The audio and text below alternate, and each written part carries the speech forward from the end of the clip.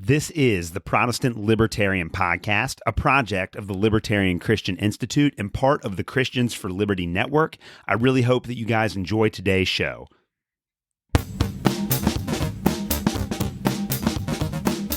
All right, guys, welcome to another episode of the Protestant Libertarian Podcast. My guest today is once again Dr. James McGrath.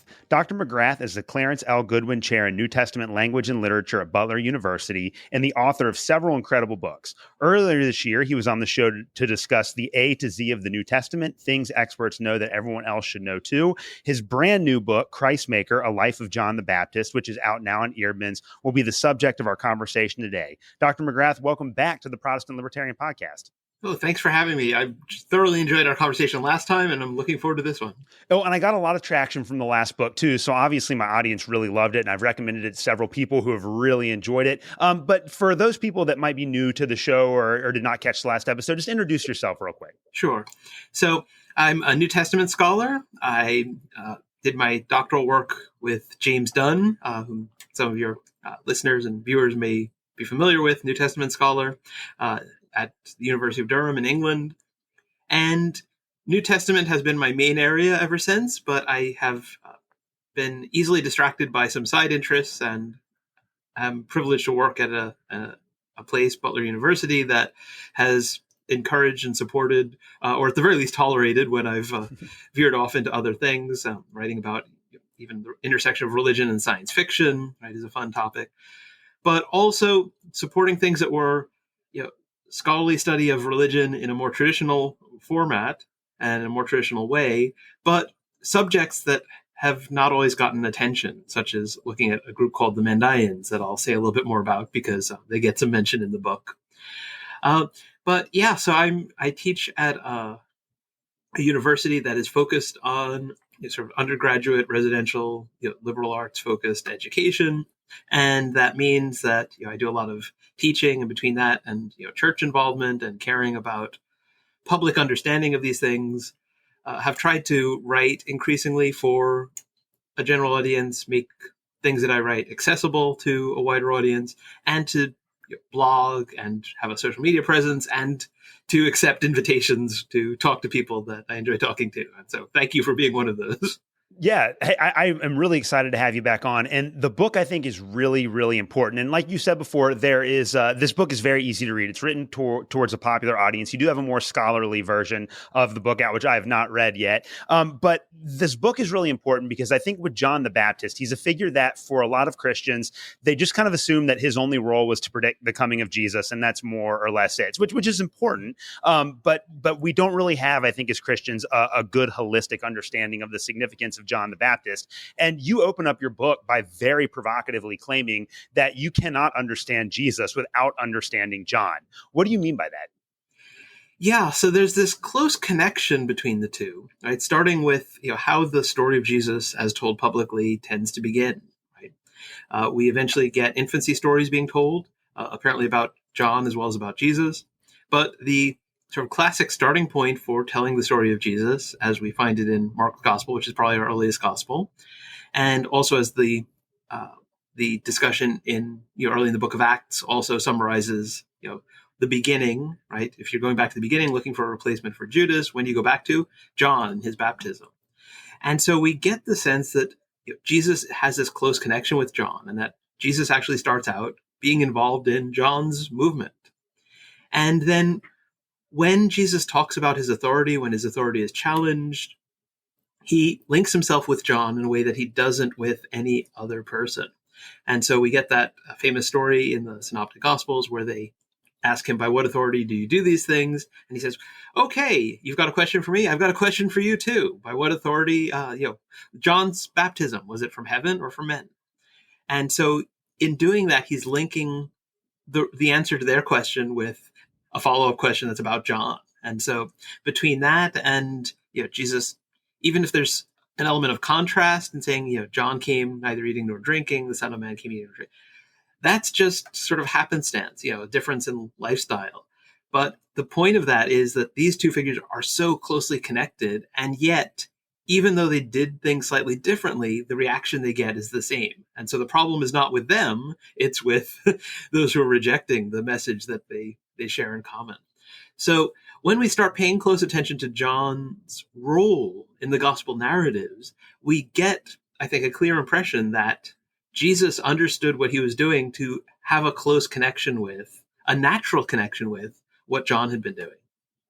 And you are, as a biblical scholar, in somewhat uncharted territory here, because as you point out in your book, there are a lot of biblical scholars and historians of religion that have made the claim that you can't write a biography of John because we don't have enough historical source material. And you're kind of cutting against that cloth, looking at evidence and bringing in evidence that people don't usually consider to be relevant for the life of John. So I guess my next question is twofold. Number one, what made you want to write a biography of John when many scholars have said that that's an impossibility? And what kind of sources and methods do you rely upon in order to reconstruct your picture of John?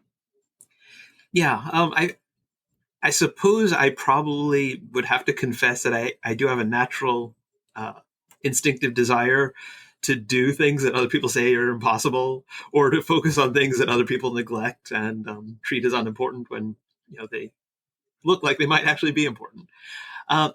But yeah, so this was the first time that this was the first time I took a year-long sabbatical, but it was also the first time that I approached a research topic trying to write 2 books, right? And to genuinely do that. I have in the past written books that were trying to be academic books and yet also accessible. And sometimes that was worked, at least for people who were, at least somewhat well-informed to begin with. But I think often it was not what either wanted. And so that was part of it. But also, I wanted to do the 2 things that I think are important, whether we're working on Paul's life and theology, or Jesus' life and his teaching and things like that. Often, the scholarly studies are deep dives into a lot of the nitty-gritty details in a very focused way, but in a way that leaves unanswered. Okay, how does this fit into the bigger picture? And so I wanted to do the things that I will do in that forthcoming book that's out in October, which is not just a bigger, more detailed version of this one, but is really about the foundations to what I try to do in Christmaker. What are the sources? How do we use them? Those kinds of things, which I'll come back to in a second. In Christmaker, I wanted to tell John's story to the extent that I could. And although there were moments in the process when I thought, oh, if only I knew how to figure out, what the backstory is in his family to what we see him doing as an adult. Why doesn't he seem to be pursuing his father's profession? Why does he actually seem to be doing something that might be at odds with his father's role as a priest? And pulling on the threads and just giving John the attention that I think he's due. Some of that actually started to come into focus, and I started to be able to notice some things. And it had that happen with me as well in working on an earlier book, What Jesus Learned from Women, in which, paid a lot of attention to these female characters in the Gospels and realized, wow, we can figure out more about them than we might have otherwise. And so by doing that, I think oftentimes we wish we knew more. I think we always wish we knew more. But sometimes we can figure out more than we do if we pay the appropriate attention. And so I understand why readers tend to rush past John on the way to Jesus. John as a character in the Gospels often is recommending that exact approach, right? But I think that precisely because of the connection between John and Jesus, if we want to understand Jesus, then we should give John the attention he's due and not rush on. And maybe even use Jesus as a source to fill in our understanding of John. And that's one of the things that was, methodologically, in terms of sources and the way I approached it that you asked about, that was distinctive of this, right? We've never really used Jesus as a source to fill in our picture of John. There's sometimes even been an assumption that, that Jesus actually sort of broke away in some sort of radical disjuncture from John. Yep. And that doesn't actually come across when we pay close attention to the story. Yeah, that's absolutely true. And that was one of the things that I think that was so important about reading your book, is that in the past, when I've read commentaries on the Gospels or when I've read books about the historical Jesus, It's like we were saying earlier, John is always he's the person that predicts the coming of Jesus, and that's about the end of the story. And there have been some scholars that have tried to draw some connections that have been somewhat helpful, but there's no book that I've read that's gone into as deep of a dive of John the Baptist as you have. And so I want to start filling in that historical picture. I think it was really interesting at the front of the book that you talk about John's early life. And obviously John's father was a priest, and you make the claim that he would have been expected in his culture to follow in his father's footsteps, and he doesn't. And you draw some very interesting conclusions about that I had never considered before. So talk about that, and then how that kind of tension in John's early life would have shaped his understanding of his vocation. Yeah, so you have a son that is not just not following his father's footsteps, right? The fact that we didn't see John as an adult practicing the priestly profession wouldn't necessarily mean that he was opposed to that, because priests often, they had to earn a living in other ways than just the priesthood. They were not on duty all the time, the ordinary priests. And even if their particular subset of the cohort of priests was sort of scheduled for that month in the sort of regular rotation, that didn't mean that you as an individual would be called to serve, right? They cast lots and things like that. And so it's not just that we don't see John doing that, it's that we see him proclaiming baptism for the forgiveness of sins, which sounds like an alternative to sacrifice. Right? And it's clear that he's not just proclaiming, purity immersions, because he's questioned about his authority to do this, right? You don't need any special authority to do what everybody's doing. And so I really wanted to be able to figure out the backstory. I like, okay, it's like if you have a pastor of a mega church and the son opens a competing church, right? Not a church plant in another place, but is like trying to basically steal the sheep away, right? That kind of thing. And it's like, you want to know the story, right? And I was like, oh yeah, great. Yet another thing that we wish we could do, but no hope of doing because we don't have enough information. But as I was working on this material, I realized that the Gospel of Luke implies, and later interpreters of the Gospel of Luke make explicit, that he's dedicated as a lifelong Nazerite. Like just a couple of figures from the Jewish scriptures or Old Testament, Samuel and Samson. And even those themes are not explored in a lot of the scholarly treatment of John, right? John as a new Samuel, right? And how might that help us understand how he understood himself, how others reacted to him? Being a Nazirite involves not cutting your hair. Being a lifelong Nazirite, right, this exceptional thing where a parent dedicates the child before they're born, involves never cutting your hair. And as I was looking into things about Nazirites and priests and hair, I happened across this thing that's there in the scriptures and explicated more in later Jewish sources, that priests were required to cut their hair. They were required to do to their hair what Nazirites were prohibited from doing. And so you can't be active as a priest and a lifelong Nazirite, right? The two are in contradiction. And I bet you that, if his mother dedicated him as a Nazirite, there's reasonable chance that no one, neither her nor Zechariah, would have foreseen this tension, right? Because it doesn't come up, right? When is this ever going to come up unless you have this, very, very unique set of circumstances? And so I wasn't sure how much to make of that, but I realized that knowledge of family background and what your hair looks like are the kinds of things that would have been public knowledge. And so these are the kinds of things that people would have known about him.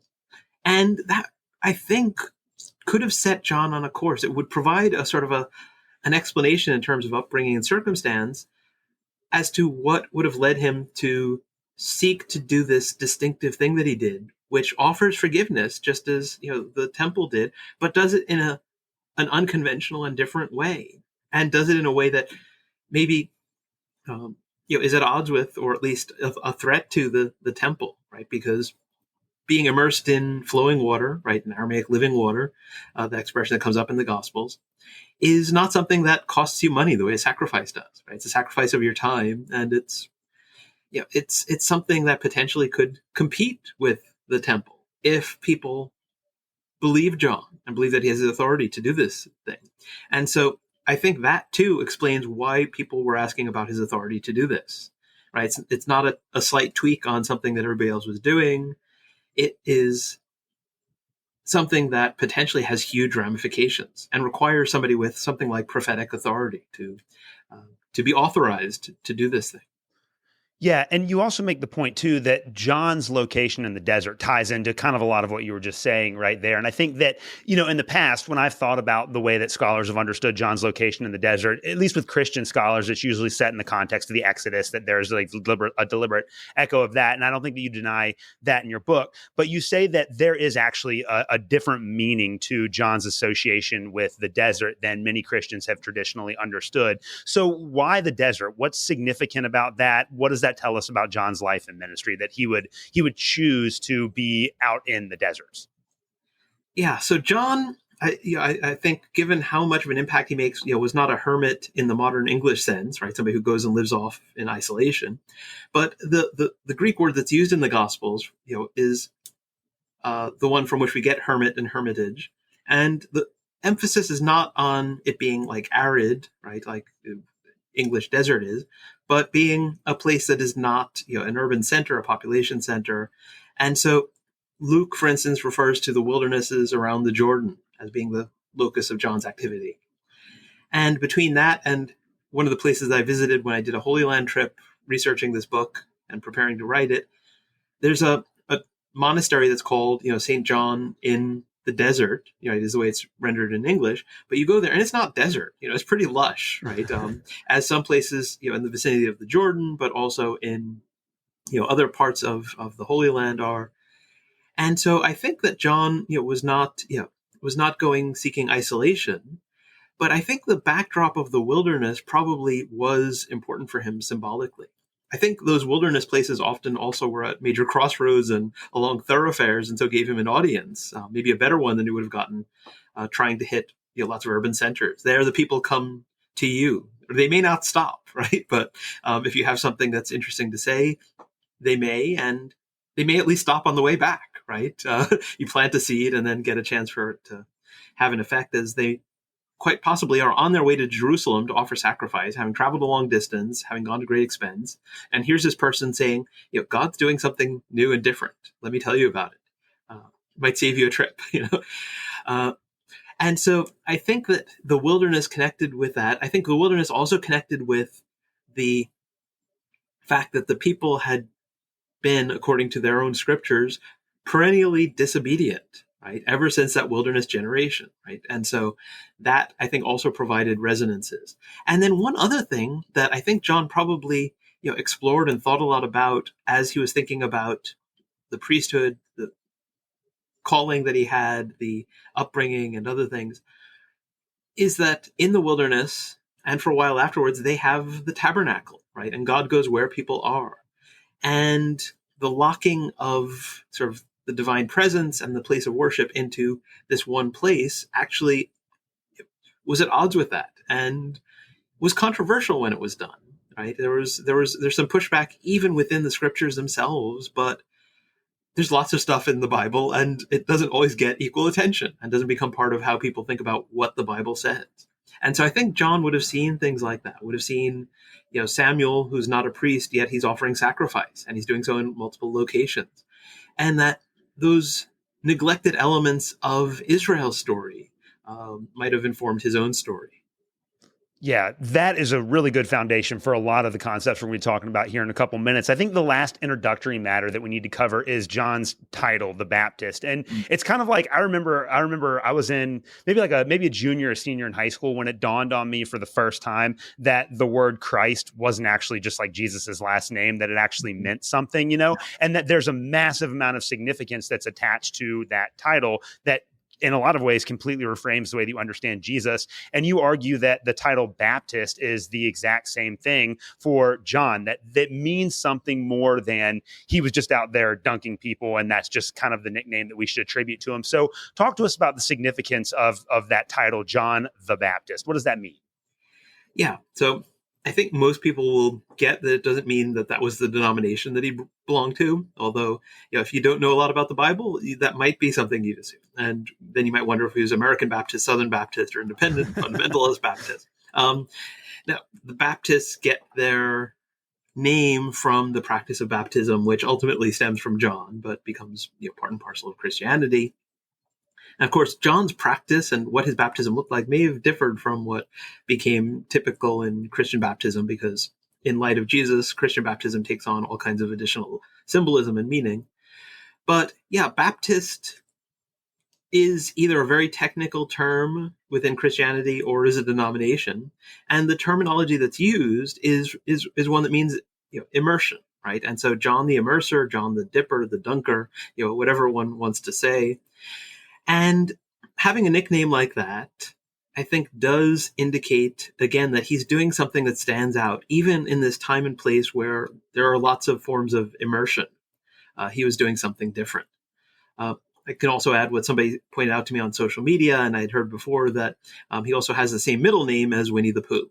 That's a great point. John the Baptist, Winnie the Pooh. Yeah, sorry. I love that. Somebody said that, and I was like, yeah, okay. I think they were disappointed that I hadn't made that joke in the book, so I'll point out that I did it here.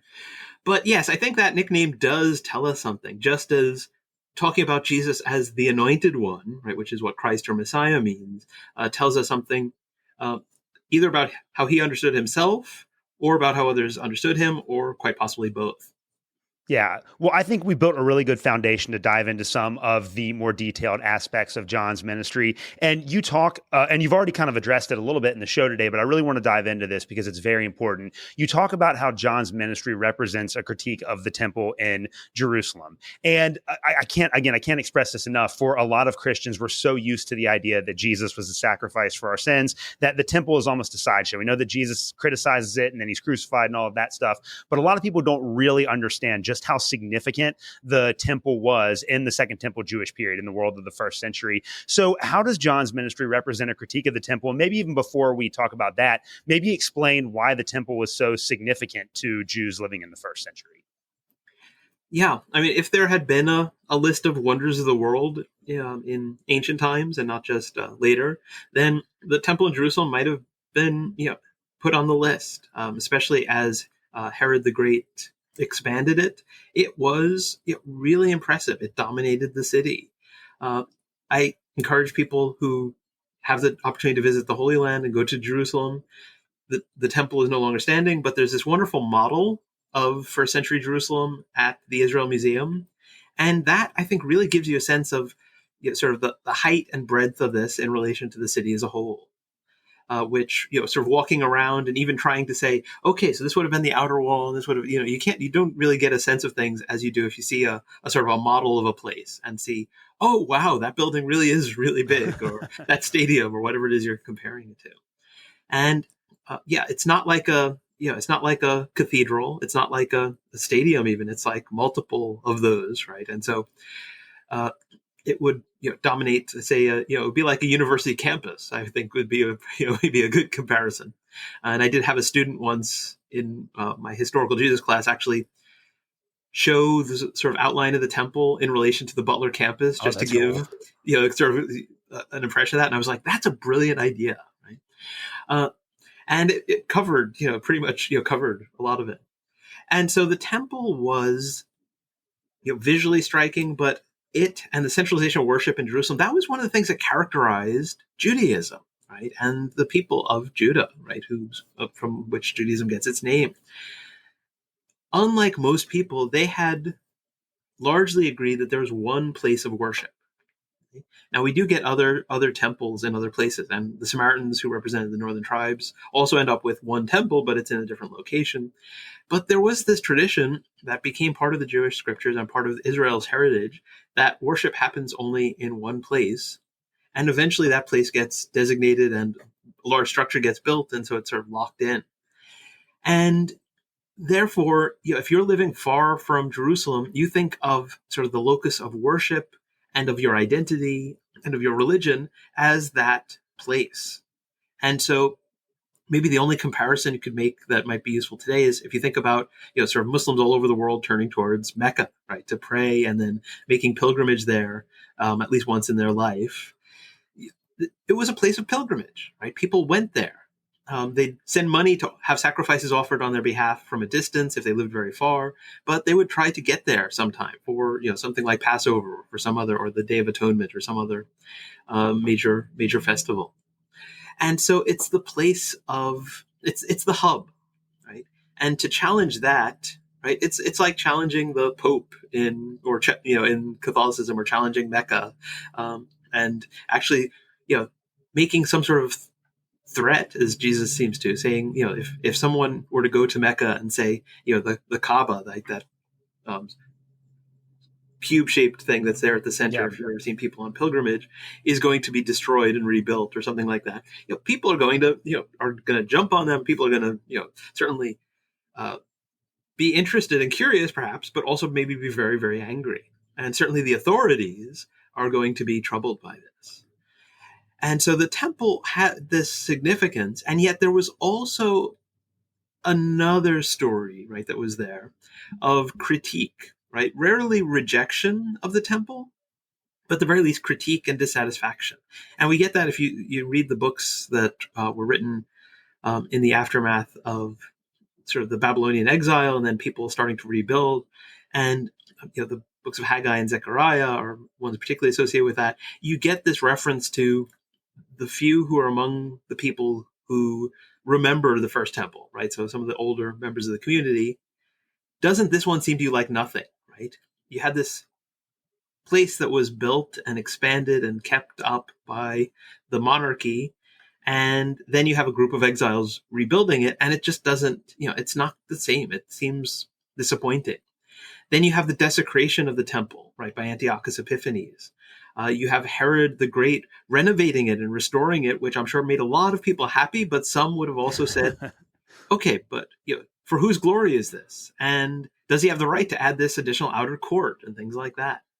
You had groups like the Essenes who were like, they're not doing things the way they're supposed to be done, and so we're not going to worship there, right? And by golly, we're going to send lots of angry letters and demand that they do things the way they're supposed to, and things like that.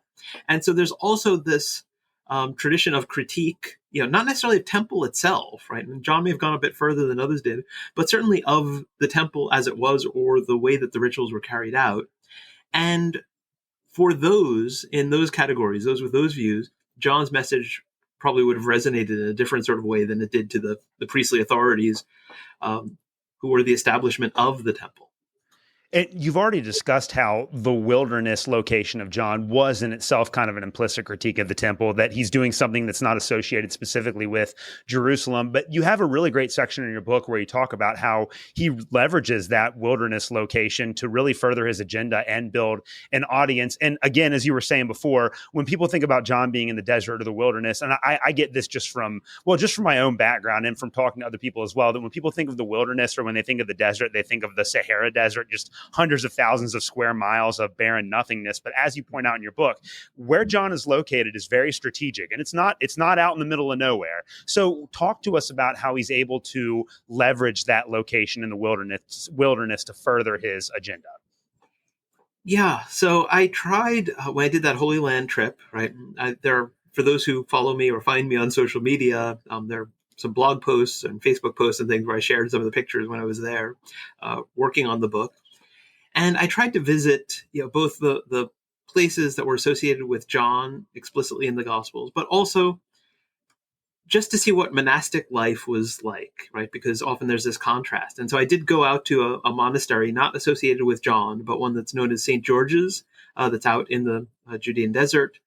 And it's one of several monasteries in the Holy Land that are just, breathtaking. They are built up the side of a dry riverbed, where water might flow there just in the rainy season, which is very rare, and you'll get water flowing through. But otherwise, it's just this dry ravine, and you have this monastery actually built up the side in this beautiful, breathtaking way. And that monastery goes back to ancient times. And what I didn't realize until I visited it, there is a popular hiking road that goes past there, and because of the border between Israel and the West Bank area, Israel proper in the West Bank, you have this. Hiking is awkward these days in ways that it might not otherwise have been historically. But when we read about the Jericho Road, right, that one that features in the parable of the Good Samaritan, that ran basically along there, right? And so what we get is that these monks, even the ones that were seeking an element of seclusion, were along a road, right? And they were providing hospitality to travelers. And you couldn't make it on your own in that sort of barren landscape, right? You depended on people coming by, you depended on going and getting necessary supplies. And so when people withdrew, even when they were seeking that aloneness, right, and trying to be monastic in that sense, they didn't go far. The Mount of Temptation, even if it's just a traditional location, you could take a cable car up from Jericho to visit it, right? It's not far from this urban center. And so the closest I got to a place specifically connected with John was I visited a kibbutz that was close to one of the places that's mentioned in the Gospel of John as a place John was active, John the Baptist, in on near Salim. And so stayed at this kibbutz called Tirat Tzvi. And it's not a place that usually gets Western visitors, and so it was a very interesting experience. You can book to stay there online, but when you arrive there, you find out that reception is a sort of a typed sign pasted, taped onto the door and stuff like that, and things are very, very loose and not very organized in the way that Western travelers might expect. But it was wonderful. Once we sorted out some of those arrival confusions.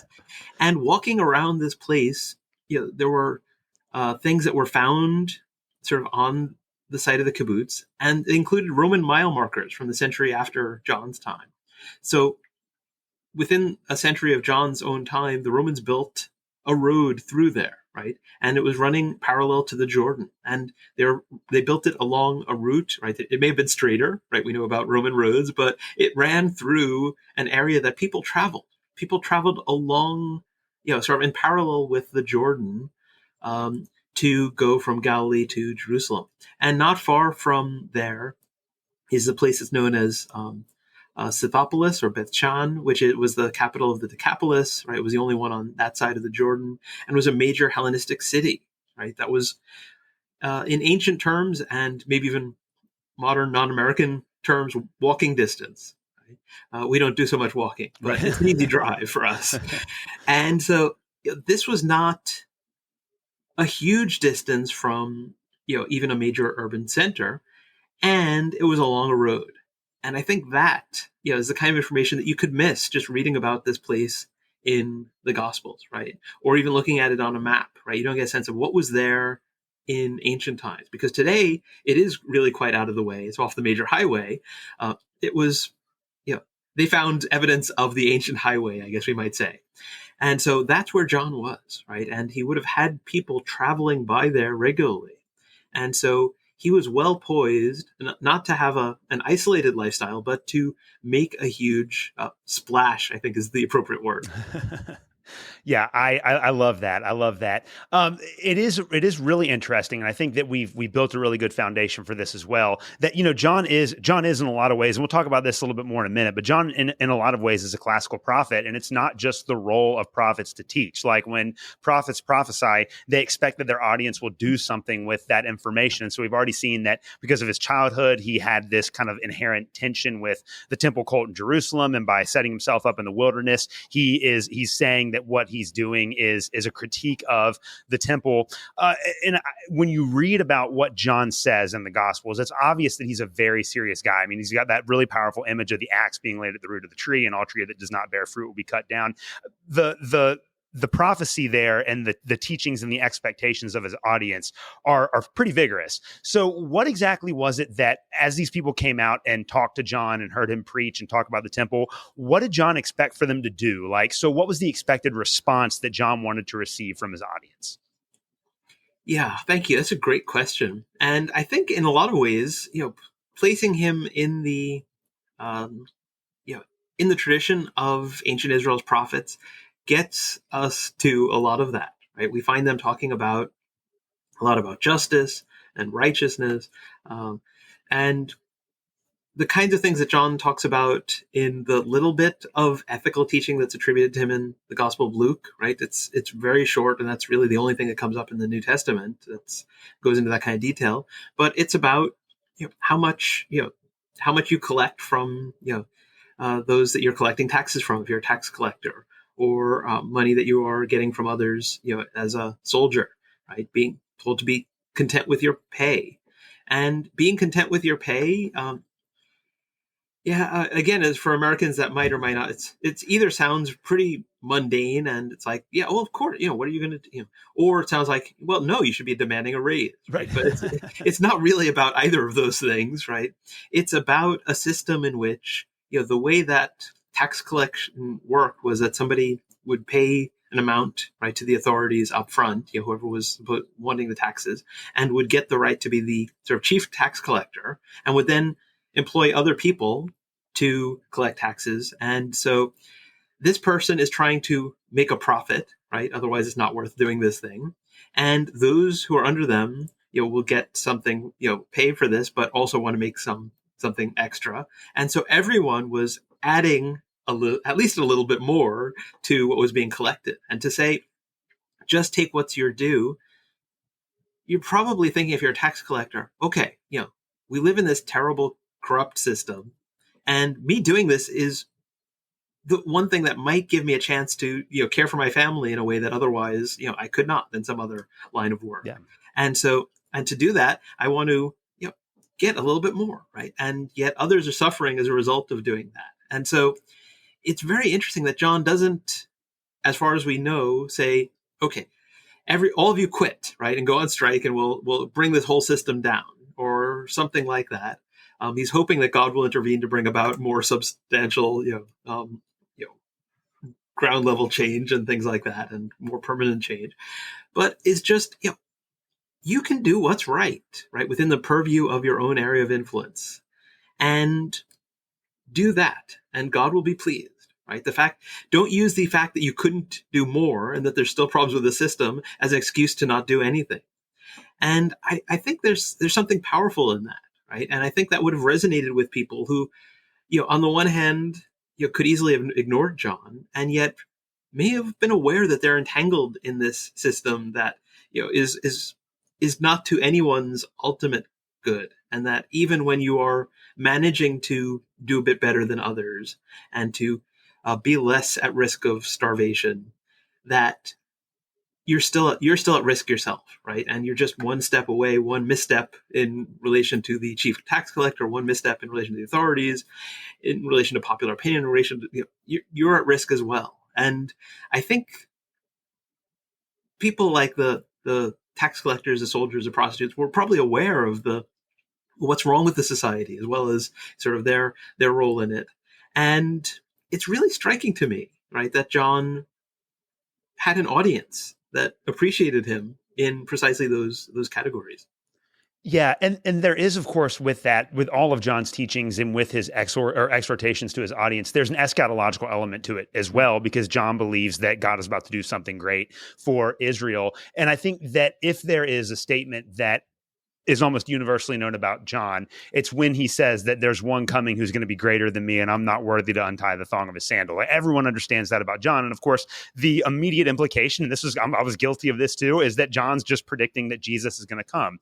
But you make the point in your book that might not necessarily be a direct prediction about Jesus himself as an individual, but rather that ties in with Jewish messianic expectations in the first century. So I want to ask you about that statement. Maybe before you explain what John meant by that, it might be helpful to go back and just kind of give my audience a refresher. We talk about this a lot on the show, but I think it's always helpful to have a refresher. What exactly were Jews expecting when it came to a messianic figure in the first century? Yeah, great question. And despite the fact that Christians often looking back assume that everybody was waiting for the Messiah, there were plenty of people who were not really saying, okay, we have a ruler, but we really want to have God restore some other line to the throne, or we care. Like a lot of people, ancient and modern, a lot of people were like, if if life is not terrible, then the current rulers are fine, and Right. there's not a lot I could do to change that anyway, and so I'm just going to get on with my life. But for those who are expecting something, we get messianic expectations, which means expecting one or two anointed ones. I say one or two because some simply talked about the Messiah and were focused on the restoration of the kingship, right? One of the anointed figures, one of the figures whose installation into office involved pouring oil on them or smearing oil on them. And that was the king. And the tradition in Judah was that this king should be from the line of David. And indeed, the hope was that the Davidic kingship would be restored, and that king would rule over a united Israel once again. And none of those things had been the case for quite some time, right? For many centuries. And so some were expecting that. Some were expecting that the high priesthood would also be restored to its rightful holder. And that was another office, another role that involved the pouring or smearing of oil. But there were also other expectations, right? That God would send, either one of the ancient prophets or a new prophet or someone to sort of sort things out and to teach. And so the expectations were not always uniform. And even those who focused on, say, a Davidic Messiah, some it was much more, we need a better king, right? To make society better. And some are expecting that king, when that king is installed, it's going to shake, heaven and earth, and it's going to bring about, a whole new state of affairs that has never before been seen in history. Yeah. Well, and this is where like you kind of connect. Josephus in his history of the Jews talks about a group of people in the first century called the sign prophets, and you connect both Jesus and John to these sign prophets. And in fact, like for me, I got to say this too, because I've been over the last couple of weeks I've interviewed a couple of other New Testament scholars, and I've been very critical of N.T. Wright and his work on Paul in particular, especially the anti-imperial reading of Paul. But I do think that when it comes to N.T. Wright's book on Jesus and the victory of God, that one was very powerful for me. And I really loved and still agree with a lot of what he says in that book. And he also locates John and Jesus within that prophetic tradition. So talk to us about these sign prophets and what does it mean in terms of like the messianic expectations, the critique of the temple and all of that John and then Jesus after him can both kind of fit into this category. Yeah. So we have these figures that the first century historian Flavius Josephus mentions. And scholars tend to call them sign prophets because they all seem to have in common that they were, prophetic / messianic types of figures. They conformed in each case to some typology of, some prior figure or event in the Jewish scriptures, something in their sort of the foundations of that tradition. And they predict a sign, right? And gather followers around them and specify that, the sign will be given, as they gather followers and bring them to some specific place, right? And so we can see both some similarities, but also potentially some differences between that and Jesus and John. And yet there are clearly similarities at the very least. And historians have in the past been content to say, yeah, well, clearly this was a time when there was this end of the world fervor and things. And I think we need more than that, right? I think the similarities are such that we need to posit direct influence. And so that's another distinctive thing, I think, in this project that was not expecting, but as I worked on it, was like, oh, if we view it this way, then it makes so much more sense, right? And we understand that on the one hand, Jesus is stepping into the role of the one who is to come, but reinterprets it, right, as involving, submission to God and willingness to suffer as John had suffered. I think John's suffering hadn't, and his execution had not been expected ahead of time by his followers and those involved in his movement. They saw that they believed God was doing something great in that time, and so he's going to usher in that thing. And I think more than any other figure in John's movement, Jesus was impacted by that, and so interprets his messianic destiny in a related way. And that's interesting, if for no other reason than the fact that the Jesus version of this lives on, whereas the other ones, basically die out with the elimination of those figures. But even just thinking about Josephus's commentary on these figures, what Josephus says about John is positive. And Josephus studied with a figure named Bannus, who himself may have been part of John's movement because he practiced daily immersions and other things. And John, John's sort of nonviolent ethic, right? He's predicting that there will be a shakeup, but he's not directly saying to people to take up arms or anything like that. May have been something that Josephus was aware of. And as far as we can tell what Josephus said about Jesus, he doesn't seem to have had a negative view of him, right? There's some uncertainty because Christian scribes tampered with it. And so Right. there's this question of how much they tampered. But Josephus clearly said something about Jesus, but exactly what is harder to know. But we don't get the sense that he's critiquing John. He's certainly not critiquing John. He doesn't seem to be critiquing Jesus, but he's critical of those sign prophets and says that even though their hands are cleaner in the sense that they're not actively involved in taking up arms, they are fostering this sense of apocalyptic expectation that those who then do take up arms are also utilizing, and they're motivated by it, and so they're tying into that, and they're getting lots of their followers killed by saying, come to this spot and God will intervene. And then, unlike John and Jesus, it's not just the one ringleader that gets killed, right? Which is how, it's interesting. John Dominic Crossan pointed this out, and I hadn't really realized that this was actually woven into Roman law and statutes about how to deal with these things.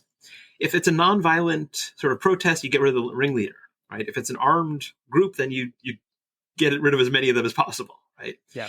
And so these sign prophets bring these figures, they create a tumult. The troops have to intervene, and people are executed, not just the ringleader. And then the ones that survived are dispersed. And Josephus is very critical of them, right? And so I think what's happening is that as the first century goes on, as some of the followers of John who are hoping that someone would come who would take direct action in response to John's prediction that there would be a stronger one, right, who separates the wheat from the chaff, the good from the evil, and brings about judgment, and so acts with force. There are people who are hoping that that will happen, and becoming persuaded that John's prediction was true, and yet that Jesus doesn't fit the bill because he was executed. Others in that movement, probably even into the next generation of it, would have stepped into that role and said, maybe it's going to be me, and in doing so, fostered, the kinds of the events, had some responsibility, Josephus says, in the war against the Romans that ultimately leads to the destruction of the temple. And so people don't connect John with a lot of his wider impact, and certainly don't really connect those dots with the impact on first century Judaism that leads to the destruction of the temple, right? Which impacts Judaism right down to our time. Yeah. Well, and you talk too about how John has to predict that somebody's going to come after him, because even though John's followers might not be aware that John is going to be arrested and ultimately killed, John himself sure seems to know that he was. So talk about the significance of that a little bit. Like John he knew that what he was doing was probably going to get him in trouble. Yeah. We certainly get the sense that, you criticize the powers that be in this ancient context in which, it's not a democracy. It's not one where there's freedom of speech enshrined in the Constitution. You are going to potentially get at the very least, you'll at the very least probably be arrested. You'll be interrogated. Maybe be flogged, and worst case, you're going to be executed. And John, it wouldn't have taken anything, supernatural, right, for the historians who aren't wrestling with those kinds of things and are setting those kinds of things aside. You don't need supernatural insight to know that you critique Herod Antipas and you criticize things related to his marriage, which are themselves connected with some of the political tensions in that time, and you're going to be the focus of unwanted attention, and your days may be numbered. And so it does seem to me possible, right? We can't know for sure, but it may have been that threat from Antipas that was what motivated John to essentially say, if you get rid of me, right, among my followers, one's going to step forward who's stronger than I am. And he'll be the Elisha to my Elijah, right? Elijah just, sort of predicted that God was displeased and called down fire from heaven, but didn't actively bring about regime change in quite the direct way that Elisha does, his disciple.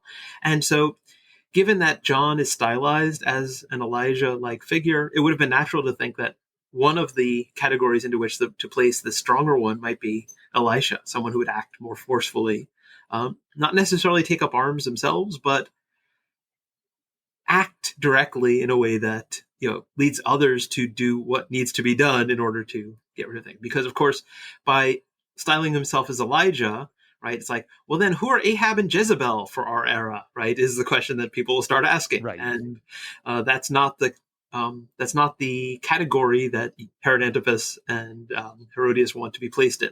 Yeah.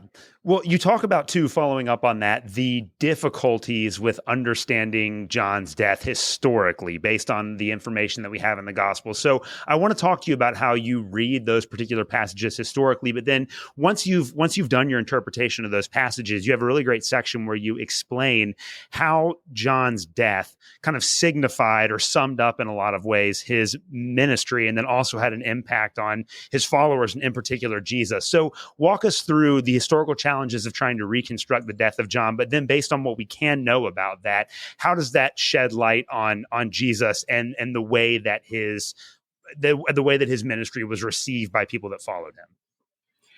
Yeah, so those who are familiar with New Testament scholarship and historical criticism will not be surprised by this or need to be told it, but just for listeners who might not have that background, when it comes to historians looking at the stories about what precedes the death of Jesus and the stories about what precedes the death of John, historians have to ask, well, how likely is it that the movements associated with these figures were privy to what actually transpired, right? So conversations between Jesus and Pilate, sure, maybe no one was taking notes, but could they have gotten the gist of it? If there was a dancing girl at a birthday party who requests the head of somebody on a plate, would anybody have had access to it? And it's not impossible, right? I mean, certainly we do have reference to somebody who is a sponsor of Jesus' movement named Joanna, who is the wife of Herod Antipas's property manager, Cusa. And so there may have been an inside source, right? But the truth is that very memorable story, one of the most memorable stories about John is, his beheading and the dancing girl and all this, the vow, the offer of up to half my kingdom, things like that. And, historians are, bound to be at least somewhat skeptical of that. And yet we do have confirmation both from the Gospels and from Josephus that John was executed by Herod Antipas. And the Gospels disagree about sort of the start of Jesus' activity, in as much as the synoptic Gospels, Matthew, Mark, and Luke, only have Jesus starting sort of a public activity after John is arrested. The Gospel of John, on the other hand, indicates that there was some overlap.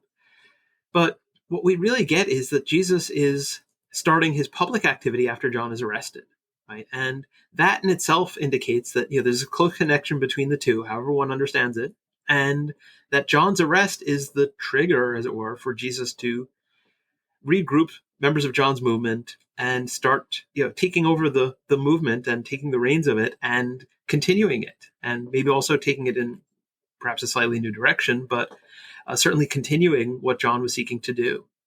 And at that point, he's going to be thinking, what does it mean that John is arrested?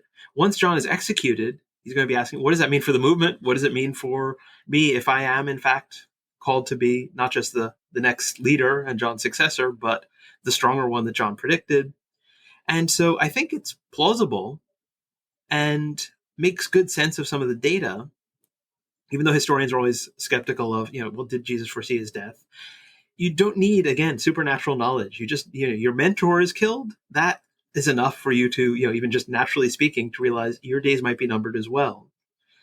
But I think that had it not been the case that Jesus, in light of what John taught and John's own example, interpreted his messianic role in terms of submitting to and being willing to suffer, and God being the one who will install him and exalt him, had that not been part and parcel of what Jesus was saying, then there would have been too much cognitive dissonance, too much, unresolved tension to make sense of this seemingly paradoxical idea of a crucified Messiah. Right? And so I think the very fact that John had met that end also made sense, helped people make sense of, okay, if that happened to John, then it could happen even to the stronger one, and we can make sense of that.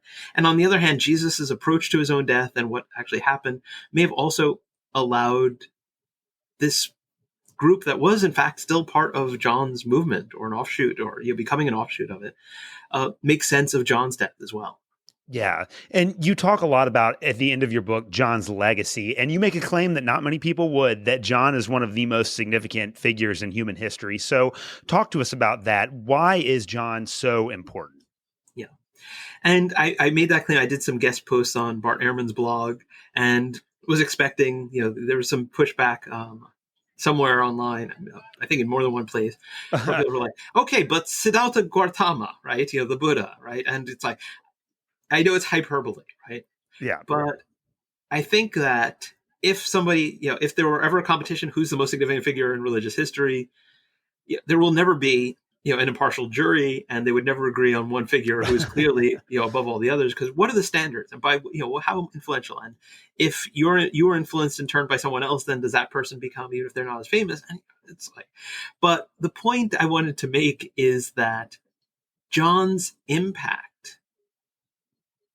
is much greater than is often realized, and yet he would not make most people's list, right, of the top 10, right? Yeah. You say, okay, forget who's number one, top 10, right? And you'll get Jesus and the Buddha and Muhammad and maybe Lao Tzu, and you get, it's like, okay, well, but Moses or Akhenaten, or who do we, right.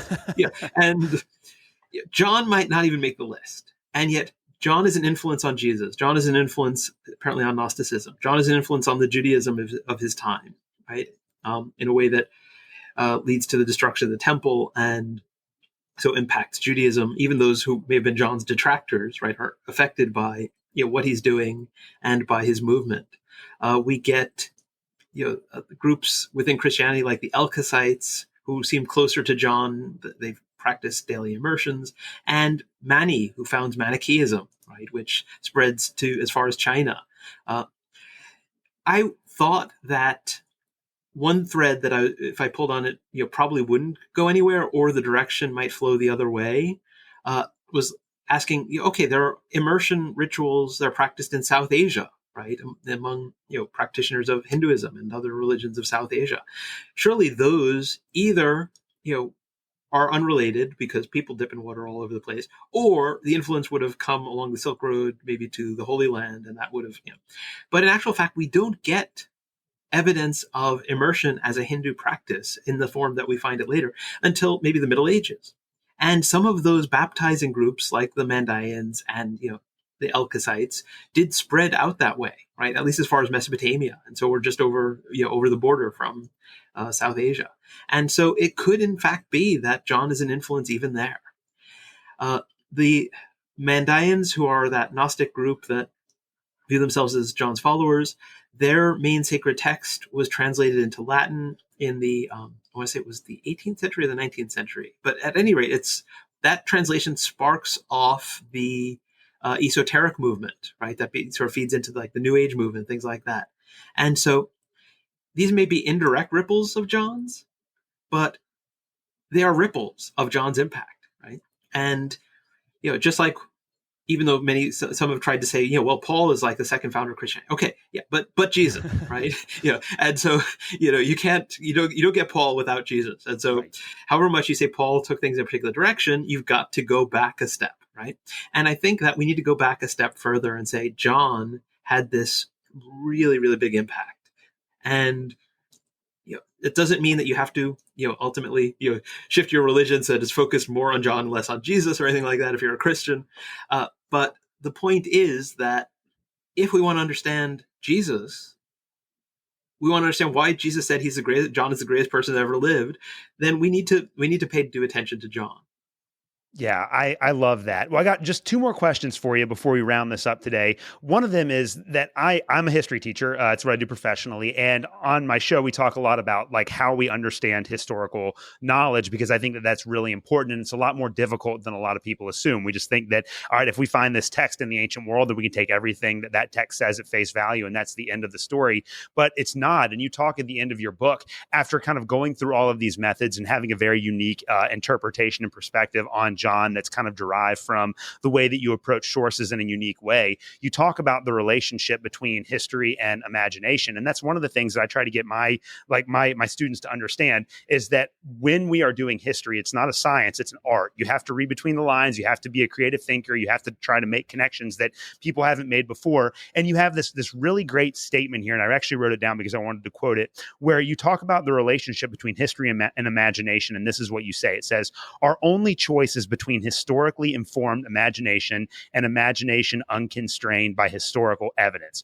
I love that. Will you explain that to my audience? Yeah. So thank you so much for your appreciation of that. And I'm not surprised that a history teacher would have said, "Oh, yeah, that." Uh, so a lot of people think that you either have history, which is like just the facts and the data points, or you have imagination. And anytime we're actually trying to tell someone's story from the past, even if we have a lot of data, we are filling in the backdrop, we are connecting the dots, we're asking about motives. Even if we have their own writings, we're asking, okay, but are there things they didn't tell us? The fact that they wrote this memoir later and interpreted their motives this way, would they have actually been that at the time? Or is that, a perspective of hindsight? We're not always our own best interpreters, right? And so imagination is part and parcel of the effort to tell the stories of people in the past and to make sense of them, as well as to think about their relevance to ourselves and why we would bother telling their stories and be interested in doing so. And so I think that, in the case of John, it was inevitable that you'd need to do some connecting of the dots because we're not given enough to tell a story. But even if you look at some of the sort of grand epics in the scriptures, right? Uh, the movie The Ten Commandments, about the Exodus story, has a lot more source material, but also, you watch that opening monologue and it's also drawing on, Josephus and Pseudo Philo and these other retellings, right? And these traditions, because to make a movie, right, to make a biopic, about Moses or about John the Baptist, I really hope somebody will do that at some point, and hope that my books will help give some food for thought and fodder for that. But to do that, you need to both, you either need to find ancient people who have let their imaginations connect dots, or you need to do that yourself, and sometimes both. And often the ancient narrators of stories were doing precisely the thing that historians were doing. And we should listen closely to them because they're closer in time, so may have had more information, may have been more sensitive to the cultural context, things like that. But ultimately, often the ancient narrators of stories about their past, including more recent past, involve the use of the imagination as well. And so I think that's an important point, and it's something that really I think I thought a lot about when I was working on my earlier book, What Jesus Learned from Women, because the choice was to take the few details that were given, sometimes not even their names, and connect dots and flesh that out by drawing on general cultural knowledge and then using imagination in a historically informed and plausible way, or to say, sorry, we can't tell their story because we don't have enough information, which sort of perpetuates the silencing of marginalized figures from the past. And I was like, no, there's a good reason not to do that. And so the work on that, I think, really helped me lay a good foundation in terms of thinking about method and things like imagination, that then informed how I approached John. Yeah, and what you say in the last passage of your book fits in nicely with that. And that's just you do kind of a thought experiment where you ask yourself, what would John want readers of a biography like the one that you wrote to take away from it? So to wrap us up today, what would John want us to know after reading your book? Yeah. Well, since you asked, I think that I have like this epilogue, and it's the question of why tell this person's story, right? Why should people pay attention? And if we do pay attention and we listen and we say, oh, wow, yeah, there's really an interesting figure here and one who's significant historically, right? And maybe in ways that inform my own tradition, even if at one step or more removed. But what should I take away from that story? And so I actually will just, if you don't mind, read what I wrote. Right? On the last page of the epilogue, so page 157, if I ask myself what John himself would want readers of a biography about him to take away with them, it is undoubtedly things along these lines. To be inspired and dedicated not to merely repeat the bad habits of our ancestors, to seek a life-changing encounter with the divine, to practice justice in a way that genuinely costs us because we value the lives of others and see them as entitled as we are, to not treat forgiveness as though it provides an excuse for failing to do any or all of the above. If this book leads you to do any of those things, then as the author of this biography, I can feel content knowing that I have indeed made John visible through the veil of centuries, so that the message he was willing to proclaim at the cost of his life resonates on and continues to be heard, even in our time. That's a beautiful way to end it. Well, my guest today has been Dr. James McGrath. The book is Christmaker, out now on Eerdmans Press. I highly recommend it to everyone that listens to this show. Before I let you go, where can people find and follow you? Yeah, so if you look for James F. McGrath, you'll probably find me, but I'm also Religion Prof, just as one word. Google may ask, do you mean religion prof? Type in Religion Prof, and especially if you do that with my name, you'll find me on Twitter or X, whatever you call it, on Facebook. You'll find my blog on Patheos and probably lots of other stuff as well. I'm also on Reddit and participate in things like the Academic Biblical subreddit, one of the few places where it's really worth going on that site. And so but people can find me. And one thing I think sometimes readers of books, whether academic or general audience books, don't realize is that authors genuinely like to hear from readers. We wouldn't keep doing what we do if we didn't hear from readers who say, yeah, your book was interesting. It was meaningful to me. It made a difference in my life, things like that. So don't just find me and follow me, although I'll be happy if you do that. Don't just listen and see what else I have to say and find out about my side interests. But tell me what you think of the book. Yeah, I'd really love to know. Well, James, thank you so much for coming on the show today. Thank you, Alex. It's been wonderful.